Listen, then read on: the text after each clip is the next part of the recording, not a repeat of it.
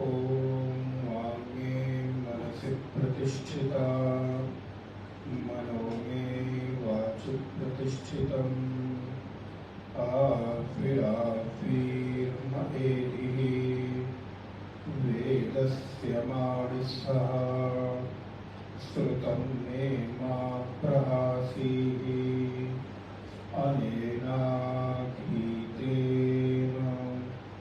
अहोरात्रान् सन्दधामि ऋतं वदिष्यामि सत्यं वदिष्यामि तन्मामवतु तद्वक्तारमवतु अवतु माम् अवतु वक्तारम् अवतु वक्तारम्। ॐ शान्ति शान्ति शान्तिः। सदाशिवसमारम्भां शङ्कराचार्यमध्यमाम् अस्मदाचार्यपर्यन्तां वन्दे गुरुपरम्पराम्। नारायणं नमस्कृत्य नरं चैव नरोत्तमं देवीं सरस्वतीं व्यासं ततो जयमुदीरयेत्। वागर्थायव सम्पृक्त वागर्थप्रतिपत्तये जगतः पितरो वन्दे पार्वती परमेश्वरौ। या देवी सर्वभूतेषु स्मृतिरूपेण संस्थिता नमस्तस्यै नमस्तस्यै नमस्तस्यै नमो नमः। नारायण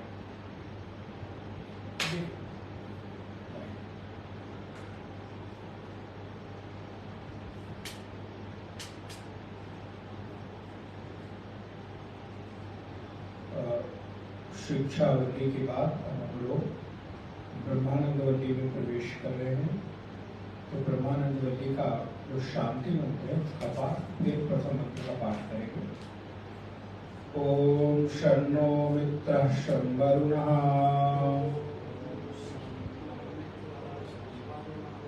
शन्नो भवत्वर्यमा शन्न इंद्रो बृहस्पतिः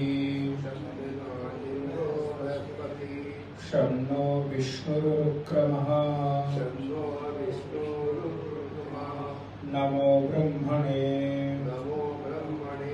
नमस्ते वायो त्वमेव प्रत्यक्षं ब्रह्मासि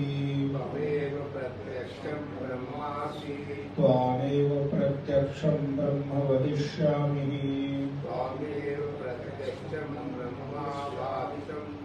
ऋतं वदिष्यामि सत्यं वदिष्यामि तन्मामवतु तद्वक्तारमवतु अवतु माम् अवतु वक्तारम् सहनावतु सहनौ भुनक्तु सह वीर्यं करवावहै तेजस्विनावधीतमस्तु मा विद्विषावहै। ॐ शान्ति शान्ति शान्तिः।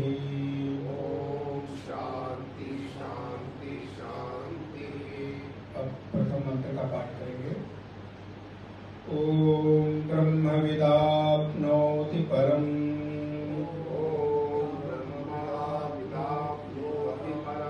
तदेशाभ्युक्तः सत्यं ज्ञानमनन्तं ब्रह्म सत्यं ज्ञानम् अनन्तं ब्रह्म यो वेदनिहितं गुहायां यो वेदनिहितं गुहायां परमे व्योमन् परमे व्योमन् सोऽश्नुते अश्नुते सर्वान् कामान् सः सर्वान् कामान् सः ब्रह्मणः विपश्यतेति ब्रह्मणा विपश्यति तस्माद् वा एतस्माद् तस्मादेतस्मात्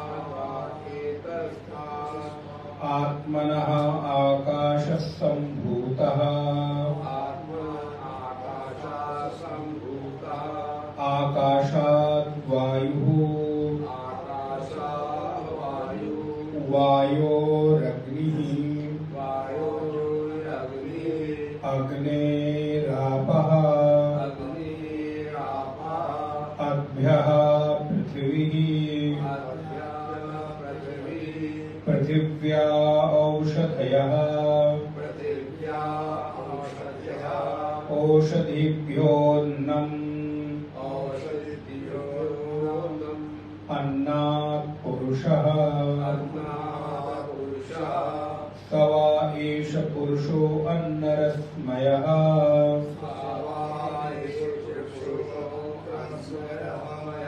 तस्येदमेव शिरः अयं दक्षिणः पक्षः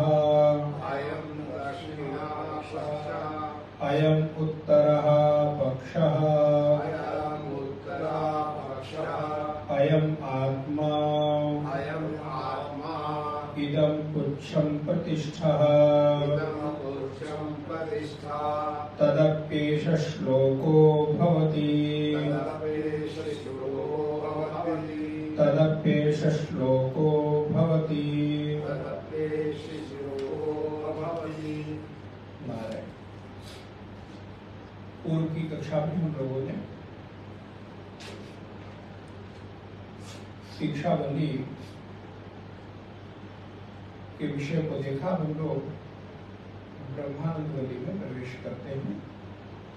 जैसा कि हम सबको ज्ञात है कि तैत्तिरीय उपनिषद में कुल 3 प्रकार की वल्ली हैं: शिक्षावल्ली, ब्रह्मानंद वल्ली और भृगुवल्ली।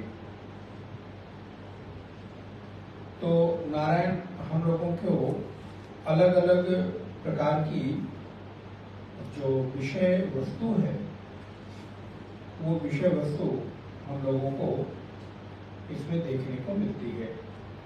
जैसे कि शिक्षावल्ली में हम लोगों ने जीवन के बहुत सारे व्यवहारिक सत्य को स्वीकार किया। ऋषि वहां पर बहुत सारी चीजों को, जो हमारे जीवन से जुड़ी हुई चीजें हैं, उसको वहां पर व्याख्यायित करते हैं कि व्यक्ति को जीवन कैसे जीना चाहिए, जीवन को जीने का तरीका क्या हो सकता है। तो और आपको अपने जीवन में किसी भी प्रकार की जिज्ञासा होती है, जीवन में किसी भी प्रकार की शंका होती है, संदेह होता है, तो उस शंका, संदेह, जिज्ञासा की निवृत्ति के लिए आप अपने निकटतम किसी गुरु, आचार्य, संत या विद्वान के पास जाकर आप अपनी संदेह को, अपनी शंका का निवारण कर सकते हैं और करना चाहिए।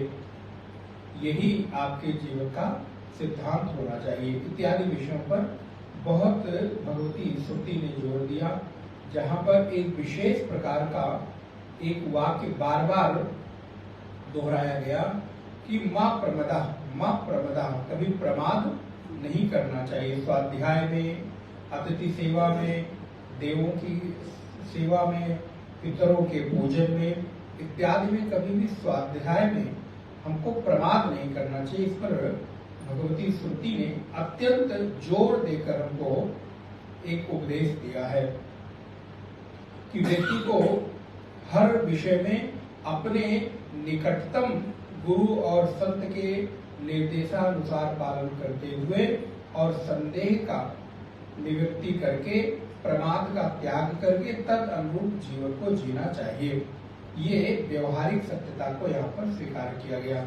यद्यपि ब्रह्म प्राप्ति में ये सारी चीजों का कोई बहुत महत्व नहीं रह जाता, लेकिन जब तक व्यवहार की शुद्धता नहीं होगी, व्यवहार हमारा सात्विक नहीं होगा, तब तक आध्यात्मिक जीवन में भी कभी शांति नहीं मिल सकती है। ये बात आप बहुत अच्छे प्रकार से भली भांति पूर्वक देख सकते हैं। यदि आपके व्यवहार में थोड़ी सी भी ऐसा लगता है कि कमी रह जाएगी, तो आपका पूरा दिन खराब हो जाता है। यदि आपका व्यवहार शुद्ध है तो आपका मन भी अध्यात्म में लगता है। यदि किसी दिन मान लीजिए प्रातःकाल आप उठे और घर में किसी तरह का क्लेश हो जाए या कुछ किसी से बातचीत हो जाए या थोड़ी कहासुनी हो जाए, तो आप देखिए पूरा दिन आपका एक तरह से खराब हो गया। और इतना ही नहीं, आपके रूटीन, आपका जो रोज का दिनचर्या है, उसमें अगर कोई चीज में त्रुटि रह जाए या बाधा हो जाए, आप नहाने ही गए हैं और पता चले पानी नहीं आ रहा है, आप वस्त्र पहनने गए, पता चले मन मुताबिक आपके वस्त्र आपको ठीक ठाक नहीं मिल रहे हैं, या आप सोने गए हैं और सोने के अनुकूल व्यवस्था नहीं है, इत्यादि बहुत सारी छोटी छोटी चीजें हैं। लेकिन इन सारी छोटी चीजों का प्रभाव आपके साधना पर पड़ता है, फिर आपका उस दिन मन कहीं न कहीं खिन्न सा हो जाता है। इसलिए व्यवहार को शुद्ध रखना, व्यवहार को पवित्र रखना यहाँ पर अत्यंत आवश्यक होता है। अब कहते हैं कि ओम, आप सबको ओम का अर्थ पता ही है, उसको बार बार दोहराने की जरूरत नहीं। आ उमा 3 मात्राओं से बनकर ओम बना है, जो हमारे संपूर्ण वेदों का प्रतिनिधित्व करता है, जीवन का प्रतिनिधित्व करता है और भुक्ति मुक्ति दोनों में देने में ओम सहायक है। आ, उ और मा कठोपनिषद में विस्तार से चर्चा हुई है कि इसकी उपासना करने से एक मात्रा की उपासना, द्विमात्रा की उपासना और त्रिमात्रा की उपासना, इन उपासनाओं का जीवन में क्या प्रभाव मिलता है। ओम ये भगवान का नाम भी है। प्रणव ब्रह्म विधाम आपनोति परम।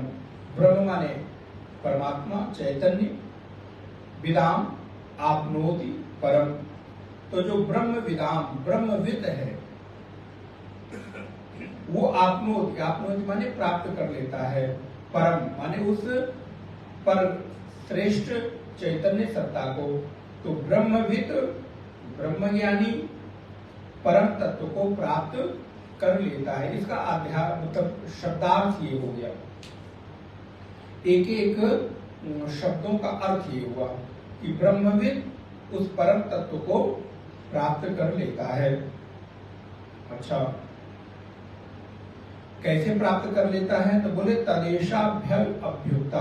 पहले हम शब्दार्थ कर देते फिर विस्तार करेंगे। तदेशा अभ्युक्ता, इसके बारे में ये श्रुति कही गई। क्या कही गई? बोले सत्यम ज्ञानम अनंतम ब्रह्म। ये ब्रह्म कैसा है? तो बोले ब्रह्म का जो स्वरूप है वो सत्य है, अनंत है और ज्ञान स्वरूप है, अर्थात चैतन्य स्वरूप है। तो सत्यम ज्ञानम अनंतम ब्रह्म यो वेद नीतम गुहायाम। ये जो ब्रह्म के स्वरूप के बारे में बताया जा रहा है, ये ब्रह्म स्वरूप कहाँ प्राप्त होता है? तो बोले ये देश काल वस्तु से रहित है और जो व्यक्ति अपनी बुद्धि रूपी गुहा में, यो वेद, यो माने जो, वेद माने जानता है, नीतम माने स्थित, गुहाया माने गुहा में अंदर, परमे माने परम, व्योमन।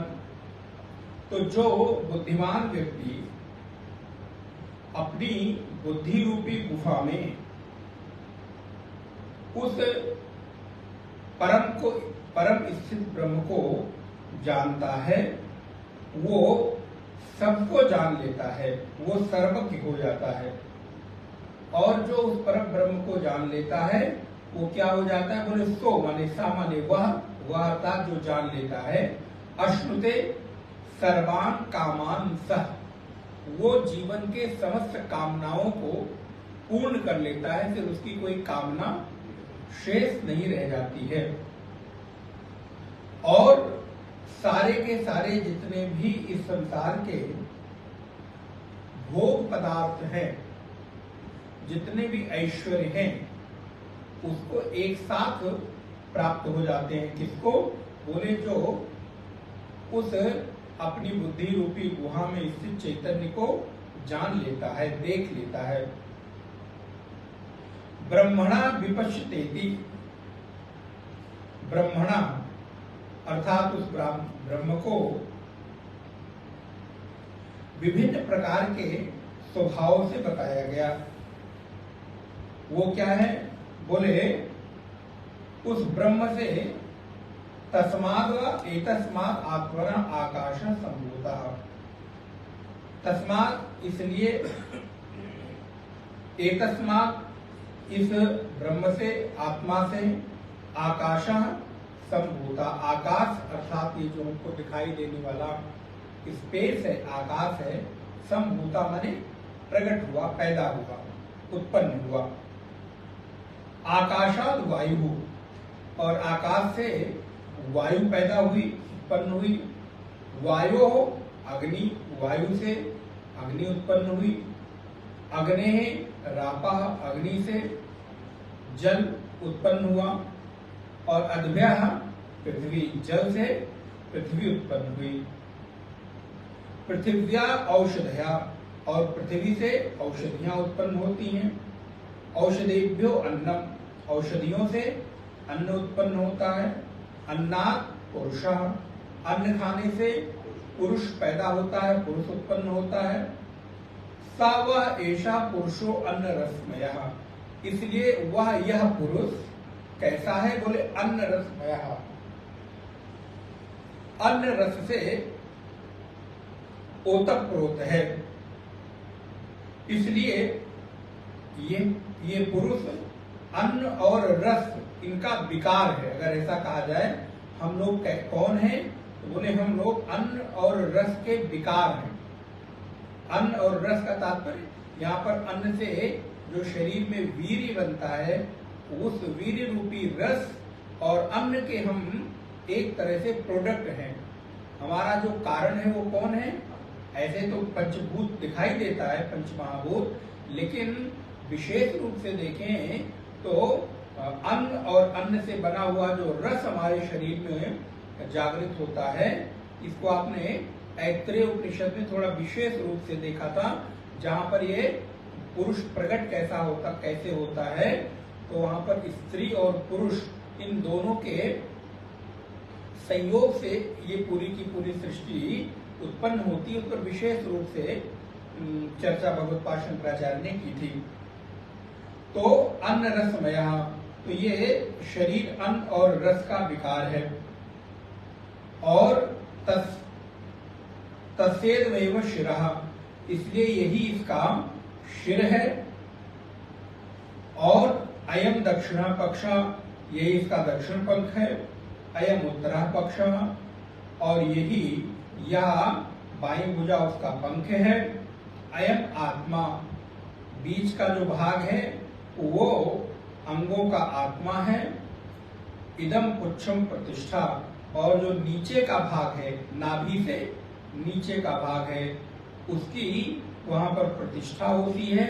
और तदपेश श्लोको भवति, इसके विषय में ऐसा मंत्र कहा गया है। तो अब ये पूरे एक मंत्र का हमने केवल आपको शब्दार्थ बता दिया। अब इसका शब्दार्थ क्या हुआ? शब्दार्थ ये हुआ कि ब्रह्मविद उस ब्रह्म को प्राप्त कर लेता है। कौन से ब्रह्म को? जो सत्यम ज्ञानम अनंतम ब्रह्म है वो कहाँ मिलता है? तो बोले जो आपकी बुद्धि रूपी गुहा में स्थित है, और जो ऐसे ब्रह्म को प्राप्त कर लेता है वो सभी कामनाओं को पूर्ण कर लेता है, सभी भोगों को प्राप्त कर लेता है, और उस ब्रह्म से ही आकाश, आकाश से वायु, वायु से अग्नि, अग्नि से जल, और जल से पृथ्वी, पृथ्वी से औषधि, औषधि से अन्न, अन्न से पुरुष, और इसलिए ये जो पुरुष है अन्न रसमय ही है, अर्थात अन्नों का विकार ही है। और इसके ऊपर का पक्ष सिर है, मध्य का आत्मा है, बाईं और दाएं दोनों भुजाएं पंख हैं, और नीचे नाभि से नीचे का जो इसका स्वरूप है देह का, इसकी वहां पर प्रतिष्ठा होती है। अर्थात आप देखें तो किसी व्यक्ति की प्रतिष्ठा कहाँ से हुई? हमारी आपकी प्रतिष्ठा का जो विशेष अंग है वो शरीर का तो संपूर्ण भाग है, लेकिन चाहे कोई स्त्री हो अथवा पुरुष हो, तो नाभि के नीचे के जो अंग हैं उन्हीं के द्वारा इसकी प्रतिष्ठा होती है। जब तक कि उसका एक स्त्री और पुरुष का आपस में संबंध नहीं होता, तब तक यहाँ पर संतानोत्पत्ति नहीं होती, वो किसी भी की संतान हो, मनुष्य की ही नहीं, पशुओं की देख लीजिए, पक्षियों की देख लीजिए, जीव जंतुओं की देख लीजिए, मनुष्यों की तो प्रत्यक्ष रूप से दिखाई ही देती है। कीट, पतंग, मकोड़े जितने भी आपको दिखाई दे सकते हैं, सभी जीव जंतुओं की जो उत्पत्ति है वो नाभि के नीचे के अंगों से ही होती है, इसलिए वहां पर इसकी प्रतिष्ठा है। अब इसको हम लोग थोड़ी व्याख्या इसका देखते हैं। ब्रह्म विदा आपनोति परम, जो ब्रह्मविद है वो ब्रह्मविद उस तत्व को प्राप्त कर लेता है, उस ब्रह्म को प्राप्त कर लेता है। यहां पर भगवान शंकराचार्य ने भाष्य में लिखा, अभिज्ञे आत्मविद्या प्राप्ति आशास्ते तन्मूलम ही परम श्रेयः इति संगीतादि विषयानि कर्मभिः अविरुद्धानि उपासनानि अयुक्तानि अनंतरं च अंतः सोपाधिकात्मदर्शन मुक्तम ग्राहति द्वारेण स्वराज्य फलम। बोले यहाँ पर ब्रह्म को प्राप्त कर लेने के फल से व्यक्ति भौतिक सुख संसाधनों को प्राप्त कर लेता है, अर्थात भौतिक भोगों को भी प्राप्त कर लेता है। उसको कुछ बहुत अधिक अन्य कार्य करने की आवश्यकता नहीं होती है। यदि कोई श्रेष्ठ उपासक है, और आप ये देखिएगा इसकी चर्चा ईशावास्योपनिषद में भी थोड़ी सी आई थी, कि यदि कोई श्रेष्ठ उपासक है तो उसके पास रिद्धि, सिद्धि, भुक्ति, मुक्ति, ऐश्वर्य सब आगे पीछे डोलते रहते हैं, उसको कुछ करने की आवश्यकता नहीं पड़ती। लेकिन उसको अपनी उपासना पर जोर देना चाहिए, उसको अपनी साधना पर यदि एकाग्र है तो उसको संसार की ये तुच्छ भोग सामग्रियां प्राप्त करने के लिए कोई बहुत मेहनत करने की आवश्यकता नहीं होती। इसका दो अर्थ है, एक तो भोग सामग्रियां लोग ला ला के अपने आप देते हैं, महाराज ये ले लीजिए, ये ले लीजिए, मेरी सेवा स्वीकार कर लीजिए।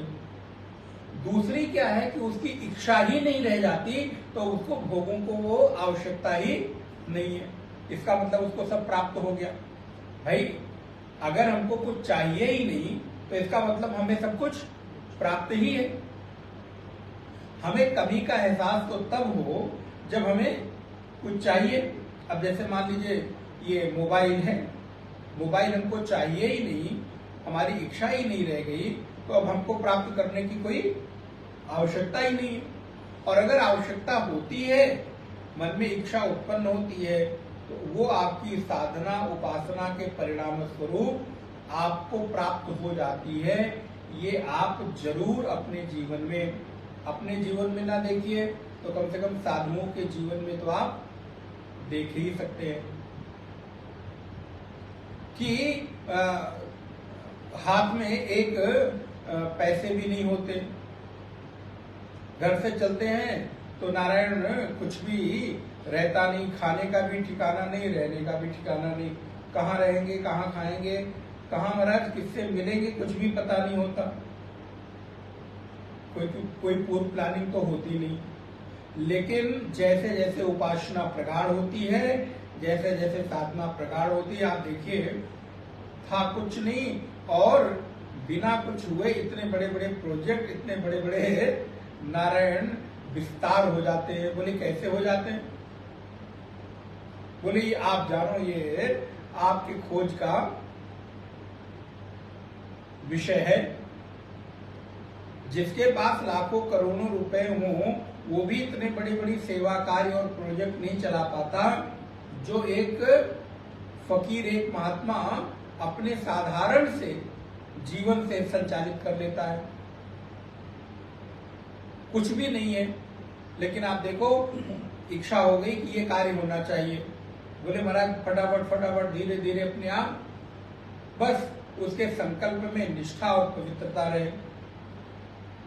तो यहाँ पर भगवती श्रुति कहती है कि वो सब कुछ प्राप्त कर लेता है। ईसावास उपनिषद में यही बात कही कि वो अनैश्वर्य को प्राप्त हो जाता है, मतलब उसके पास ऐसा नहीं कि किसी भी प्रकार के ऐश्वर्य की कमी रह जाती है। अब कहते हैं, भाष्य से थोड़ा सा इसमें देखना पड़ेगा क्योंकि ये बहुत मुख्य विषय है, तो आपको थोड़े धैर्य के साथ सुनना होगा। न चैतन्यवान ए अशेषतः संसार बीजस्य उपमर्दनम अस्तित्यतः शेषः उपद्रव बीजस्य अज्ञानस्य निवृत्त्यर्थम। कहते हैं जो संसार का बीज है वो संसार के बीज का उपमर्दन करने के लिए यहाँ पर इस मंत्र को प्रारंभ किया गया।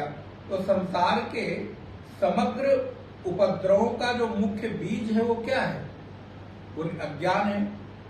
भाई आज संसार हमको क्यों अनुभव हो रहा है? बोले अज्ञानता के कारण।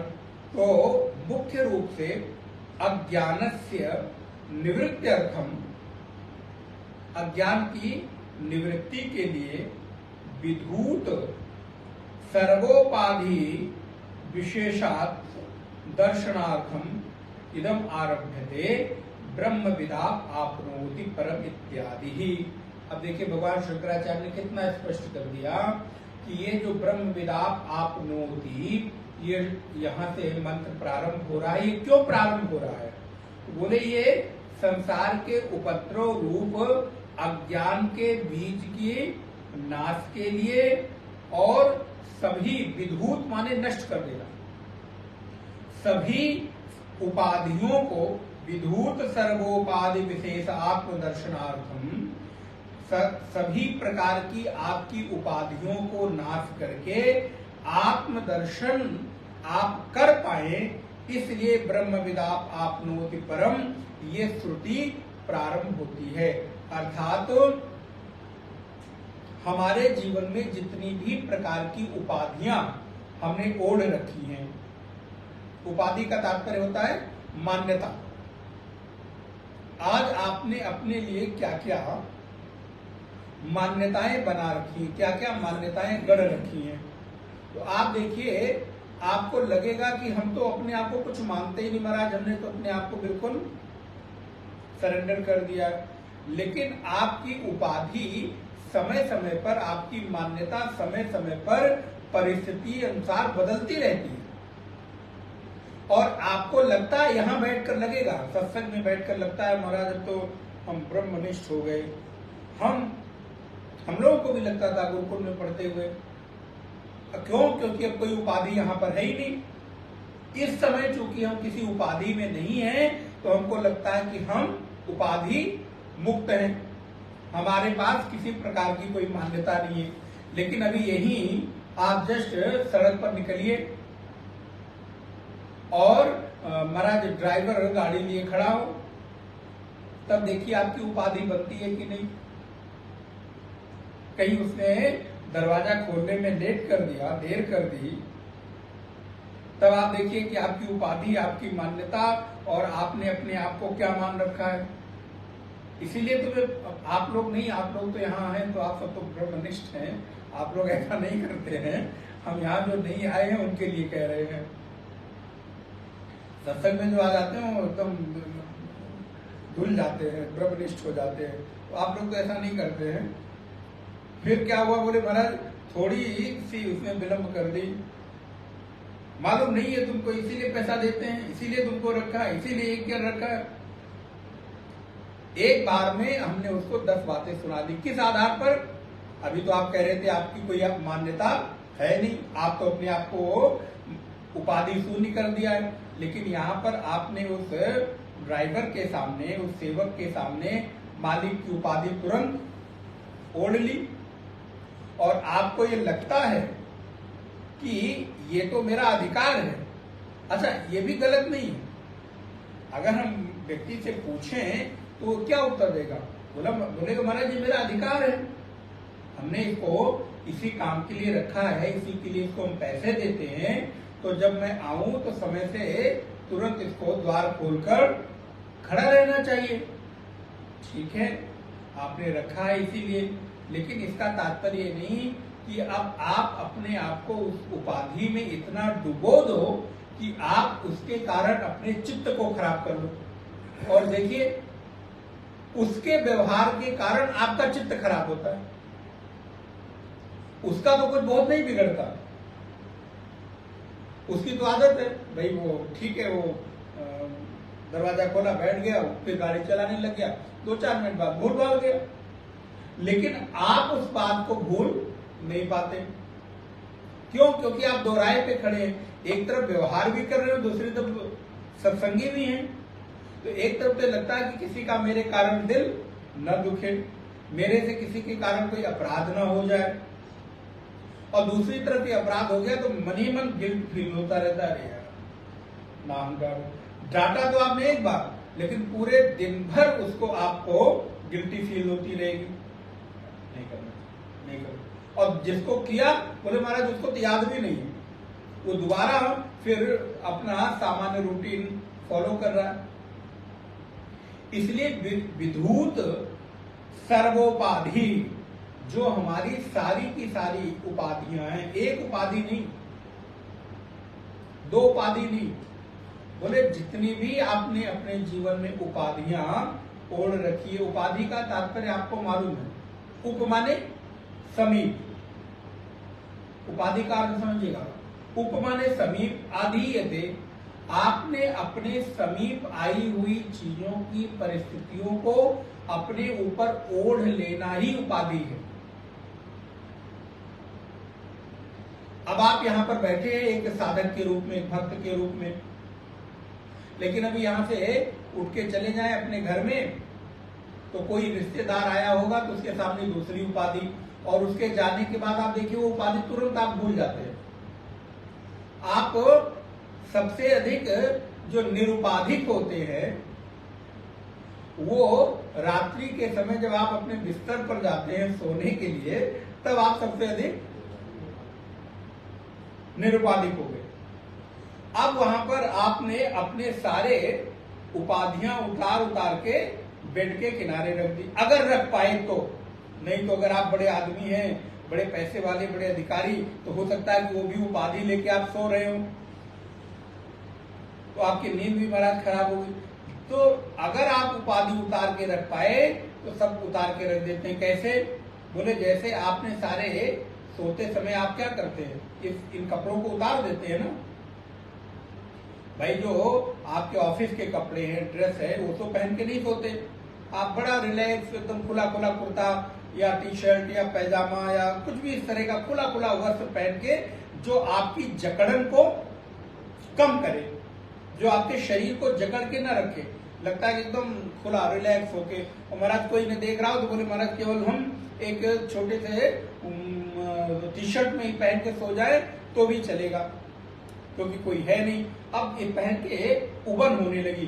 तो बोले जैसे आप दिन भर के अपने यूनिफॉर्म पहनकर ऊब जाते हैं और रात को कितनी जल्दी हो सोने के समय सारे कपड़े उतार के एक ढीला ढीला वस्त्र पहनकर मैं सो जाऊं, तो अब मैं अपने आप को रिलैक्स अनुभव करता हूं। बोले ठीक इसी तरह आपके जीवन में भी जितनी उपाधि रूपी वस्त्र आपने पहन रखी है, उन उपाधि रूपी वस्त्रों के जकड़न में आप अपने आप को मुक्त करने के लिए एकदम तीव्र हो जाए कि महाराज अब बहुत हो गया, ये उपाधि भी हटनी चाहिए, ये उपाधि भी हटनी चाहिए। तो इसलिए भगवत्पाद शंकराचार्य कहते हैं कि सारी उपाधियों का नाश करने के लिए, सारी उपाधियों को नष्ट करने के लिए अब ये श्रुति प्रारंभ होती है। तो सर्वो विधूत सर्वोपाधि विशेषतया। अच्छा बोले महाराज ये उपाधि समाप्त क्यों कर रहे हैं, इसका उद्देश्य क्या है? अब देखिए हम आपके रोज के रूटीन के दिनचर्या से उदाहरण जानबूझ के दे रहे हैं। अच्छा वस्त्र किस लिए आप जो अपने वो यूनिफॉर्म पहन रखी थी, एकदम टाइट टाइट कपड़े पहन रखे थे, सूट बूट पहन रखा था, वो किस लिए आप उतारते हैं? भैया आपने बहुत ऐसे वस्त्र पहन रखे हो तो उसको उतारते किस लिए? आनंद फील करने के लिए, रिलैक्स होने के लिए। आपका उद्देश्य कपड़े उन कपड़ों को हटाकर दूसरे कपड़े पहनने का उद्देश्य केवल और केवल शरीर को उन कपड़ों से मुक्त करना नहीं है, बल्कि आपको एक स्वस्थ और आनंद पूर्वक निद्रा के लिए आप कर रहे हैं। आपका लक्ष्य कपड़े हटाने का नहीं है, आपका लक्ष्य क्या है? निद्रा की प्राप्ति, प्रगाढ़ नींद के लिए आप कर रहे हैं कि हम अगर इन्हीं सूट बूट में पहनकर सो जाएंगे तो हमको बहुत अच्छी नींद नहीं आएगी। तो इसी प्रकार इस उपाधि को हटाने का उद्देश्य उपाधि हटाना नहीं है कि हम आपको अच्छे अधिकारी के रूप में नहीं देख पा रहे इसलिए कह रहे हटाओ अपने अधिकारी पने को। अच्छे सुंदर रूप में हम नहीं देख पा रहे तो अपने रूप को हटाओ इसलिए नहीं कह रहे। हम इसलिए कह रहे हैं कि आप इन उपाधियों को हटाकर आत्मदर्शनार्थम, आपकी उपाधि को हटाने का मेरा उद्देश्य है आत्म दर्शन। तो आप अपने जीवन के समग्र ओढ़े हुए मान्यताओं को हटाकर जब उनको एक सामान्य रूप में आएंगे तो आप अपनी आत्मा के दर्शन को कर पाने में थोड़ी सहजता की अनुभूति होगी।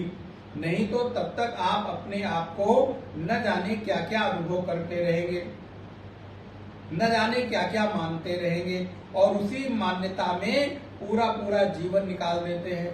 आप देखिए कितने लोग आपको ऐसे मिल जाएंगे कि वो अधिकारी केवल ऑफिस में ही नहीं रहते, कार्यालय में नहीं रहते, घर पे भी महाराज वो अधिकारी बन के ही रहना चाहते। तो परिणाम क्या होता है कि धीरे धीरे उनका जीवन नीरस हो जाता है। पारिवारिक जो एक समावेश होता है वो समाप्त होने लगता है। लोग कहते भैया अधिकारी हो तो घर में नहीं बाहर हो, यहाँ आओ तो एक पति की तरह, एक पुत्र की तरह, एक पिता की तरह, एक भाई की तरह रहो, यहाँ अधिकारी बन के मत रहो। लेकिन व्यक्ति अगर उस अपने ओढ़े हुए मान्यता को तोड़ नहीं पाता, छोड़ नहीं पाता, तो महाराज वो ऑफिस को घर पर उठा कर ले जाता है। फिर परिणाम होता है कि ना घर में ऑफिस चल पाती है, ना घर में घर चल पाता है।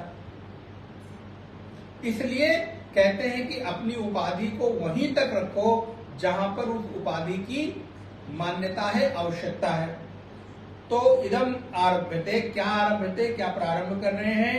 तो बोले ब्रह्म विदाप आपनोति परम इत्यादि, जो अभी हम लोगों ने मंत्र पढ़ा, ब्रह्म विदाप आपनोति, वो ब्रह्मविद ब्रह्म ही हो जाता है, ब्रह्मविद उस परम तत्व को प्राप्त कर लेता है। प्रयोजनम च अस्या ब्रह्म विद्यायाः अविद्या निवृत्ति ही ततः आत्यांतिक संसारा भाव। बोले महाराज भगवान शंकराचार्य बार बार हमको याद दिलाते हैं भाष्यकार कि प्रयोजन क्या है। बोले प्रयोजन है इस मंत्र का कि आप ब्रह्म विद्या को प्राप्त करने, अविद्या को निवृत्त करने और आत्यांतिक संसार का अभाव हो जाए। देखिए यहां संसाराभाव के पहले एक शब्द और जोड़ दिया, आत्यांतिक। अभी आपको लगता है और कहेंगे आप महाराज हम सब लोग सेवानिवृत्त लोग बैठे हुए हैं, आप हमारे ऊपर ही बोलते रहते, क्या करें, जो सामने रहता है फिर उसी वही उदाहरण मिलता है। तो बोले महाराज आप कहीं काम कर रहे थे, सेवानिवृत्त हो गए, तो अब आपने क्या कहा, महाराज अब हम काम से मुक्त हो गए, कार्यालय में अब जाना नहीं है, हम रिटायर्ड हो गए। अच्छा, अभी आप केवल आपने अपना जो रिटायरमेंट है वो ऑफिस से लिया है और वो भी मुझे लगता है कुछ हिस्से में ही लिया है। अभी भी कभी कभी ऐसा लगता है कि नहीं कि मैं भी तो कुछ था जरूर, हूं नहीं, ये बात अलग है। देखिए मैं भी कुछ तो जरूर था महाराज, ऐसे ही थोड़ा ना हमने जीवन समाप्त किया है, हम भी ये थे जो तुम कर रहे हो वो हम कर चुके हैं। तो आप देखिए आपकी जो आत्यांतिक अभाव है वो नहीं हुआ है, अभाव हो गया, उस नौकरी का अभाव हुआ लेकिन आत्यांतिक अभाव नहीं हुआ। आत्यांतिक अभाव का तात्पर्य है कि उसकी वृत्ति ही कभी आपके चित्त में न उठे। इसीलिए भगवान शंकराचार्य ने यहां पर क्या लिखा, बोले हम संसार के अभाव की बात नहीं कर रहे हैं, संसार के अभाव के साथ संसार की आत्यांतिक अभाव हो जाए, अर्थात आपके चित्त में कभी संसार का चिंतन आए ही ना। इसलिए इस श्रुति को हम आरंभ कर रहे हैं। तो ब्रह्म विद्यायाः अविद्या निवृत्ति ही ततः आत्यांतिक, अभी शब्द पर बहुत जोर देना है कि धीरे धीरे हम अपने जीवन से जिन चीजों को त्याग रहे हैं, जिन चीजों को छोड़ रहे हैं, उन चीजों में आत्यांतिक अभाव होता चला जाए। जैसे कि आपने उदाहरण सुना होगा कि सतसिंह अर्थात जो शत पशु है उसके सिर पर कभी सींग होती नहीं।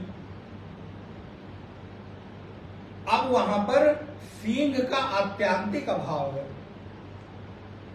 जैसे खा पुष्प, आकाश में दिखने वाला जो हमको विभिन्न प्रकार की आकृतियां दिखती है ना, कभी आपने पता नहीं देखा कि नहीं देखा, कभी दिखता है कि महल बन गया है, कभी दिखता है कि फूल बन गया है, कभी दिखते हैं रथ बन गया है, कभी देखते हैं कि एक सैनिक दूसरे सैनिक के ऊपर प्रहार कर रहा है। विभिन्न प्रकार के ऐसी आकृतियां हम लोग आकाश में देखते रहते हैं। महाराज जहां पर उसका अभाव नहीं, आत्यांतिक अभाव है, जहां पर वो कभी तीनों कालों में था ही नहीं। जैसे बंध्या पुत्र, अब अगर ये कहा जाए कि एक बंध्या का पुत्र है, उसने बड़ी मेहनत की, पढ़ाई करके वो टॉप किया, आईएएस बन गया, आईएएस में भी उसने सबसे 1 नंबर की रैंक लेकर आई, नौकरी किया, विवाह किया और बहुत उपलब्धि। देखिए ये सब सत्य है कि कोई भी बालक पढ़ाई कर सकता है, फर्स्ट डिवीजन आ सकता है और आईएएस बन सकता है, नौकरी कर सकता है, बहुत बड़ी उपलब्धि हासिल कर, ये सब बिल्कुल सत्य है। लेकिन जो मूल बात है अगर वो छूट जाए, ये लड़का कौन है, बोले बंध्यापुत्र है। बंध्यापुत्र अर्थात जब कभी भी उस बंध्या को पुत्र हो ही नहीं सकता, उसको लेकर हमने इतनी सारी बातें कर दी और आप सत्य मान लिया। तो लेकिन यदि आपने उस एक विषय को छोड़ दिया कि ये पुत्र किसका था, बंध्यापुत्र, अगर इतना मिस हो जाए तो आप सारी बात को सच मान लेंगे। तो इसलिए जहां पर बंध्या के तीनों कालों में पुत्र का आत्यांतिक अभाव है। जहां पर मरुमरीचिका तपते हुए रेगिस्तान में बालुका के ऊपर जल का आत्यांतिक अभाव है, तीनों कालों में वहां कभी जल हो ही नहीं सकता। तो इसलिए हमें अपने जीवन में अभाव नहीं करना है, आत्यांतिक संसार का अभाव करना है कि संसार कभी भी हमारे चित्त में भाषित ही ना हो, उसकी चित्त वृत्ति उठे ही ना।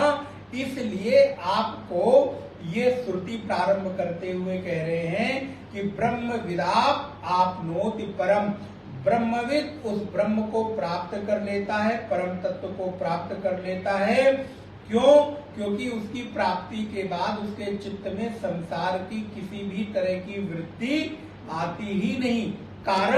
कारण कि वो ब्रह्म के अतिरिक्त अब उसके चित्त में किसी और के स्मरण की जगह बची ही नहीं। अब इसलिए वक्ष्यति च विद्वान न विभेद कुतश्चन, जो विद्वान है अर्थात जो ब्रह्मविद है। देखिए, विद्वान को हमारे यहाँ कोई बहुत पढ़ लिख ले उसको विद्वान कह सकते हैं, लेकिन आध्यात्मिक दृष्टि से उसको विद्वान नहीं कहते। भगवान शंकराचार्य ने क्या कहा विवेक चूड़ामणि, वाक वैखरी शब्द झरी। कोई बड़े बड़े व्याख्यान दे दे तो व्याख्यान देने के बाद वो विद्या भुक्तये न तो मुक्तये, वो विद्या उसके भोग का साधन तो बन सकती है लेकिन मुक्ति का साधन नहीं बन सकती। कठोपनिषद में क्या कहा, इसी लाइन को वहां ले जाइए कि नायम आत्मा प्रवचनेन लभ्या न मेधया न बहुना श्रुतेन। बोले महाराज हमने सब याद कर डाला, पूरा चारों वेद 18 पुराण सारी स्मृतियां मुझे याद हैं, हमने बहुत सुन डाला। बोले महाराज उससे प्राप्त नहीं होगा, क्योंकि यहां पर कह रहे हैं विद्वान कौन है। बोले विद्वान वही है जिसने आत्मा को प्राप्त कर लिया, जान लिया। उसने पढ़ा कि नहीं पढ़ा ये कोई बहुत विषय नहीं, लेकिन हाँ ये भी सत्य है कि बिना पढ़े बिना जाने आएगा नहीं। इसलिए विद्वान कैसा हो जाता है, तो कहते हैं विद्वान न विभेद कुतश्चन संसार निमित्ते च सती अभयम प्रतिष्ठाम विन्दते। बोले जो विद्वान हो गया अर्थात आत्मविद हो गया, उसको कभी किसी से कोई डर नहीं रह जाता। बोले क्यों डर नहीं रह जाता? क्योंकि उसकी दृष्टि में दूसरा कोई है ही नहीं, इसलिए उसको कभी किसी से कोई चिंता नहीं, शोक नहीं, भय नहीं, राग नहीं, द्वेष नहीं, घृणा नहीं, शोक नहीं और मोह नहीं। अच्छा ये बताइए आपको अभी कितना डर है? वही वही डर होगा ना जहां जहां आपकी संपत्ति होगी। अगर आपके पास 4 फ्लैट है, 4 प्लॉट है, 4 मकान है, तो आपका डर केवल और केवल 4 फ्लैट, मकान, दुकान को सुरक्षित करने तक का है। क्या इसके अतिरिक्त संसार में जमीन नहीं है, घर नहीं है, मकान दुकान नहीं है? है ना। लेकिन आपको वो डर नहीं रहता, वो चला जाएगा, मिट जाएगा, खराब हो जाएगा, चीजें बिगड़ रही होंगी, उसका आपको डर नहीं है। डर कितने का है? जितने का मेरे पास 1, 2, 3, 4 जितने भी। तो बोले वैसे ही संसार का भय मुझे तब तक सताता है जब तक कि संसार में मेरा राग द्वेष रहता है। अगर इस संसार से राग द्वेष चला जाए तो इस संसार में हमारा भय करने का कोई स्थान ही नहीं। हम कितने लोगों से डरते हैं? अच्छा बताइए, आप अपने यहाँ रिश्तेदारी में 10, 20, 50 लोग आपके रिश्तेदार होंगे, जानने वाले, इष्ट मित्र, सखा। तो आप उतने ही लोगों के साथ व्यवहार करते हैं तो उतने ही लोगों के साथ व्यवहार में आपको संकोच, डर तो नहीं कहेंगे, लेकिन हाँ कभी कभी लगता भी है कि महाराज सब लोग आएंगे तो सबको कहाँ बैठाएंगे, कैसे खिलाएंगे, वो एक अलग प्रकार का डर बना रहता है।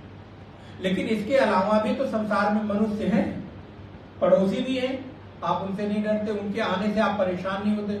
अच्छा आए, चलो बिस्किट दे दो, पानी दे दो, हो गया। लेकिन अगर वहीं कोई आपका और खास रिश्तेदार आ जाए तो बोले महाराज पहले से तैयारी करके रखते हैं। क्यों? क्योंकि उसमें हमारी आत्मबुद्धि है, वो हमारा घेरा है, तो अब उसको खाली बिस्किट पानी पिला देने से काम नहीं चलेगा। अब उसके लिए हम डर के, डर का तात्पर्य यहाँ हमारे संकोच में, रिश्तेदारी में, मर्यादा में, जिस भी भाव में, अपनी इज्जत के लिए, अपने स्टेटस को मेंटेन करने के लिए आपने क्या किया, 3 दिन पहले से उसके आने की, आव भगत की, खाने पीने की, उपहार लेने देने की तैयारी प्रारंभ कर दिया। इसके अलावा भी तो आपके घर में लोग आते हैं, और भी संसार में लोग हैं, उनसे तो आप नहीं संकोच करते। तो चूंकि जहां तक मेरा आत्मभाव है वहीं तक मुझे डर, चिंता, भय रहता है। इसलिए संसार से जब हमारा राग द्वेष समाप्त हो गया तो किसी भी प्रकार का हमें भय नहीं रहा। इसीलिए कहते हैं जो ब्रह्मविद होता है वो निर्भय हो जाता है, उसकी अभय में प्रतिष्ठा हो जाती है। विद्वान न विभेति कुतश्चन, विद्वान कभी किसी से डरता नहीं है, किसी से भयभीत नहीं होता, क्योंकि उसको लगता है कि मैं अब किससे डरूं। फिर कहते हैं संसार निमित्ते च सति अभयम प्रतिष्ठाम विन्दते, वो उसकी जो ब्रह्मविद है उसकी प्रतिष्ठा कहाँ हो जाती है, बोले अभय में उसकी प्रतिष्ठा हो जाती है। अभयम प्रतिष्ठाम विन्दते कृताकृते पुण्य पापे न तपता इति च। कितनी सुंदर सुंदर बात है। बोले अब इस विद्वान को किए गए पुण्य और पाप, इन दोनों से भी कोई भय नहीं रह जाता। कृता कृते पुण्य पापे न तपतः, अब वो किसी भी प्रकार के पुण्य पाप से भी भयभीत नहीं होता, उसको किसी भी प्रकार का पुण्य और पाप संतप्त नहीं करते, क्योंकि अब उसकी दृष्टि में कर्म हो ही नहीं रहा है। ध्यान रखिए, क्योंकि डरेगा तो वो जिसके द्वारा कोई कर्म हो। जब हमारे द्वारा किसी भी प्रकार का कोई कर्म हो ही नहीं रहा है, तो पाप कर्म हो जाए तो और पुण्य हो जाए तो दोनों से उसको कोई भय नहीं होता। इसीलिए मैंने भी पूर्व में कई बार कहा होगा, श्रुति भी कहती है कि जो विद्वान है, ब्रह्मज्ञानी है, वो पाप से जितना डरता है वो पुण्य से भी उतना ही। अब उसको पुण्य भी करने की जरूरत नहीं है। बोले पुण्य क्यों, किसके लिए करें? क्योंकि जब कुछ बचा ही नहीं, हमारे लिए कुछ है ही नहीं, तो पुण्य भी क्यों, किसके लिए करना? इसलिए वो पाप और पुण्य दोनों से उपराम हो जाता है, दोनों से अपने आप को अलग कर लेता है। लेकिन हाँ, उसके बाद भी जितने सत्कर्म है वो जरूर करता रहता है। बोले क्यों? क्योंकि हमारा अनुगमन संसार के लोग करते हैं, इसलिए वो अपने व्यवहार पर ध्यान देता है, कभी भी कोई अमर्यादित अशोभनीय काम नहीं करता। लेकिन असल में उससे पूछा जाए तो उसको पुण्य की भी जरूरत, आप देखिए यहां हम लोग पुण्य करने के लिए मरे जा रहे हैं, लेकिन उसको बोले उसको पुण्य की भी जरूरत नहीं है, क्योंकि अब उसकी दृष्टि में संसार है ही नहीं, तो किसके लिए पाप और किसके लिए पुण्य। अब आप निर्वाण सत्कर्म में पढ़ते ना, न पाप है न पुण्य है, न सुखम न दुखम, कुछ भी नहीं, न गुरु न शिष्य, अहम भोजनम नयु भोज्यम न भोक्ता, चिदानंद, सभी चीजों का निरसन हो गया। क्योंकि अब पाप पुण्य भी हमारे लिए किसी भी तरह का बंधन नहीं दे सकते। तो पुण्य पापे न तप्तः इति च अतः अवगम्यते अस्माद् विद्वान् अस्मादि विज्ञानात् सर्वात्म ब्रह्म विषयात् आत्यांतिक संसार भाव इति। इसी प्रकार आत्यांतिक रूप से संसार का अभाव हो सकेगा। स्वयमेव च प्रयोजनम आह ब्रह्मविदा आपनोति परम इत्यादयो संबंधः प्रयोजन ज्ञापनार्थम। इसलिए यहाँ पर भगवती श्रुति कहती है कि ब्रह्मविद उस ब्रह्म को प्राप्त कर लेता है जो परम है, जिसको जान लेने के बाद, जिसको प्राप्त कर लेने के बाद अन्यत्र कुछ भी जानना और पाना शेष नहीं रह जाता है। अगली पंक्ति आई कि तदेशाभ्युक्तः, इसके विषय में ये श्रुति कही गई है और वो क्या है? बोले सत्यम ज्ञानम अनंतम ब्रह्म। अब इसके ऊपर अगली कक्षा में हम लोग विस्तार विचार करेंगे इस एक पद पर, सत्यम ज्ञानम अनंतम ब्रह्म।